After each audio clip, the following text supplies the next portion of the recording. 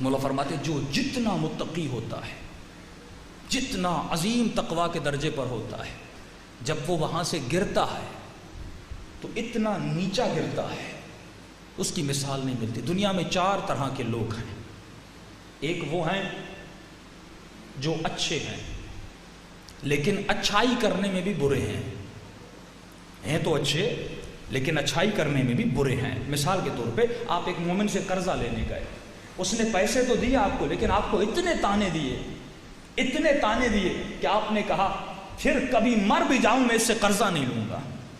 یہ ہے تو اچھا لیکن اچھائی میں برا کر رہا ہے، صدقہ دیتا ہے لیکن غریبوں کو ذلیل کرتا ہے، مدد کرتا ہے لیکن ذلیل کر کے مدد کرتا ہے، انہیں خفت میں آ کر لا کر ان کی مدد کرتا ہے۔ مولا فرماتے ہیں اچھائی کر رہا ہے لیکن اچھائی میں برا ہے۔ دوسرا طبقہ وہ ہے جو اچھا ہے لیکن اپنی اچھائی میں اعلیٰ ترین ہے، جیسے علی مرتضیٰ تھے، راتوں کو غریبوں میں میرے مولا کھانا تقسیم کرتے ہیں۔ یہ عجیب بات ہے نا، اتنے سال سے 25 سال سے علی یتیموں کو کھانا دے رہے ہیں، یتیموں کو پتہ تک نہ چلا دینے والا کون ہے۔ 3 راتیں گزریں، جب دروازے پہ کھانا نہیں آیا پھر یتیموں کو پتہ چلا رات کے اندھیروں میں کھانا دینے والا ہمارا مولا علی مرتضیٰ تھا۔ فقیر ہے، مولا اپنے ہاتھوں سے کھانا کھلاتے ہیں، کبھی اس کا سر دباتے ہیں، کبھی اس کے بازو دباتے ہیں۔ 3 دن گزر گئے، رو کے کہتا ہے میرا دوست کہاں ہے؟ حسن نے کہا کون سا دوست؟ کا روزانہ آتا تھا، اپنے ہاتھوں سے کھانا کھلاتا تھا، یہ نابینا تھا، دیکھ نہیں سکتا تھا، اپنے ہاتھوں سے سر دباتا تھا، جب تک مجھے نیند نہیں آتی تھی تب تک نہیں جاتا تھا۔ بہت پوچھا تو کون ہے؟ کہتا ہے نام جان کے کیا کرو گے، بس اتنا جان لو تو میرا دوست ہے، میں تیرا دوست۔ یہ ہے اچھائی سے اچھائی کرنا۔ ایک شخص مدینے میں آیا، لوگوں سے پوچھا اس مدینے میں سب سے بڑے کریم کا گھر کہاں ہے؟ ورنہ کریم تو اہل بیت میں حسن ابن علی تھے، مولا شہید ہو چکے تھے۔ لوگوں نے کہا حسین کے گھر چلا جا، یہ کریم گھرانہ ہے۔ کہتا ہے میں اس گھر پہ آیا، دروازے پہ دستک دی، امام حسین باہر نکلے، اس نے مولا کی فضیلت میں شعر پڑھنا شروع کیے۔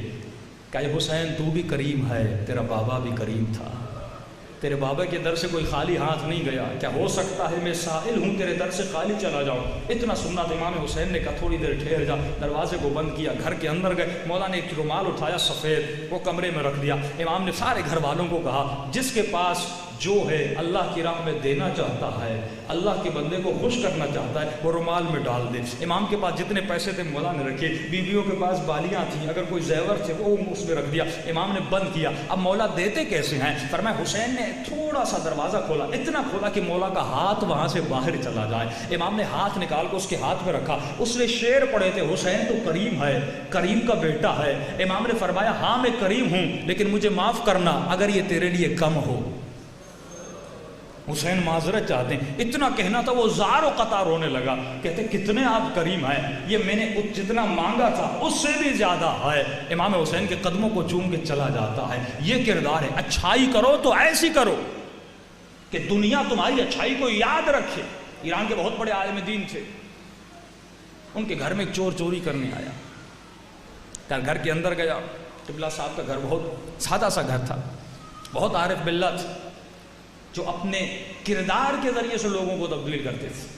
کچھ نہیں ملا گھر میں، چور نے ایک قالیچہ تھا وہ اٹھا کے لپیٹ کے اپنے بغل میں ڈال کے گھر سے نکلنے لگا، کہ جیسے دروازے سے نکلنے لگا مولانا صاحب بھی تشریف فرما ہو گئے۔ جیسے چور کو دیکھا فرمایا السلام علیکم، آپ پر میرا سلام ہو۔ یہ بیچارہ پانی پانی ہو گیا، کیا کرتا؟ آپ جس گھر سے چوری کر کے نکلے ایک دم آپ کو مالک نظر آئے، انسان کی کیا حالت ہوگی؟ کہ آپ بہت اچھے وقت پہ آپ تشریف لائے ہیں، میں ابھی نماز پڑھ کے آیا ہوں، اندر گھر میں آئیے، ہم آپ کو چائے پلاتے ہیں، پانی پلاتے ہیں۔ یہ بیچارہ کچھ بھی نہیں کہہ سکا، ان کو اندر لے گئے، کھانا کھلایا، پانی پلایا، ذرہ برابر بھی محسوس نہیں کروایا کہ آپ نے چوری کیا ہے۔ ایک مرتبہ جیسے وقت گزرا، کہا اے جوان اگر آپ کو کھانے کی بھوک لگی ہو تو میرے گھر میں رہیے، دوپہر کا کھانا بھی میں آپ کو کھلانے کے لیے تیار ہوں۔ یہ جوان شرمندہ ہوتا ہے، کہتا نہیں قبلہ بس مجھے جانا ہے، مجھے جانے دیجیے۔ کہتے ٹھیک ہے تمہیں جانا ہے تو چلے جا۔ جیسے یہ جوان اٹھتا ہے قبلہ صاحب کہتے ہیں اب یہ قالیچہ میرے کسی کام کا نہیں ہے، اے جوان لگتا ہے تمہارے کام کا ہے، اس قالیچے کو لے جاؤ۔ کہتا نہیں قبلہ مجھے ضرورت نہیں ہے۔ یہ جیسے گھر سے باہر نکلتا ہے مولانا قالیچہ لے کے اس کے پیچھے دوڑتے ہوئے جاتے ہیں اور اس کے ہاتھوں میں قالیچہ تھماتے ہیں، بس ایک جملہ کہتے ہیں، کہتے اے جوان علی والے بن جاؤ، علی کے کردار پر چلنا شروع کر دو۔ یہ وہ کردار ہے جو انسان کی نیکیوں کو بڑھاتا ہے۔ فرمایا اس دن کے بعد یہ چور ایسا مرید بنا، ایسا متقی بنا کہ روزانہ ان علامہ صاحب کے دروازے پر آتا تھا، اس سے بڑا شہر میں کوئی متقی بن نہیں سکا۔ مولا فرماتے اچھائی کرو تو ایسی کرو دنیا یاد کرے۔ دو گرو ہو گئے، ایک اچھائی کرتے ہیں لیکن تانے دینے والی اچھائی، دو اچھائی کرتے ہیں ایسی اچھائی جیسا اچھائی کا حق ہے، تیسرا گرو وہ ہے جو برائی کرتا ہے، معمولی سی برائی کرتا ہے، جیسے چور چوری کرتا ہے، ایک معمولی سی برائی کرتا ہے۔ مولا فرماتے ہیں چوتھا گرو وہ ہے جن پر اللہ کی لعنت ہے، اشد اللعن ہے۔ وہ کون ہے؟ جو برائی کرتے ہیں لیکن بدترین برائی کرتے ہیں۔ کیسی برائی؟ عاشور کا دن ہے، ایک ملعون آتا ہے، جب خیموں کو لوٹا جا رہا تھا، دیکھیے برائی کرنے کا بھی طریقہ ہوتا ہے۔ کربلا میں ایسی برائیاں کی گئیں کہ آپ کے تصور سے باہر آئے۔ فرمایا یہ ملعون آتا ہے، امام حسین کا جسم پڑا تھا، سب لوگ غارت کر رہے تھے، کوئی خیموں کو لوٹ رہا تھا، کوئی شہیدوں کے جسموں کو کپڑوں کو لوٹ رہا تھا۔ اس کی نگاہ امام کی انگوٹھی پہ پڑ گئی۔ اس نے اتنا بھی صبر نہ کیا کہ انگوٹھی اتارے، اس نے کہا اگر اتارنے پہ لگ جاؤں گا وقت نکل جائے گا، سارے خیمے لوٹ لیے جائیں گے، پھر میں کیا لوٹوں گا۔ اس نے جلدی سے میرے آقا کی انگلی کو کاٹ دیا۔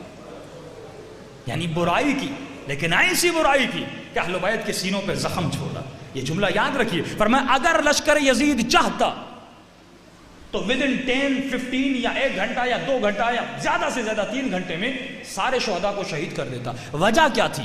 ایک ایک کو شہید کیا، کہ ایک ہجوم کرتے سب کو شہید کر دیتے، لیکن وجہ کیا تھی؟ ایک ایک شہید آتا ہے اس کو شہید کرتے ہیں۔ فرمایا وجہ یہ تھی یہ حسین کو تکلیف دینا چاہتے تھے کہ حسین ابن علی کی نگاہوں کے سامنے ایک ایک کو شہید کیا جائے اور آخر میں میرے مولا کو تک و تنہا کر کے شہید کیا جائے۔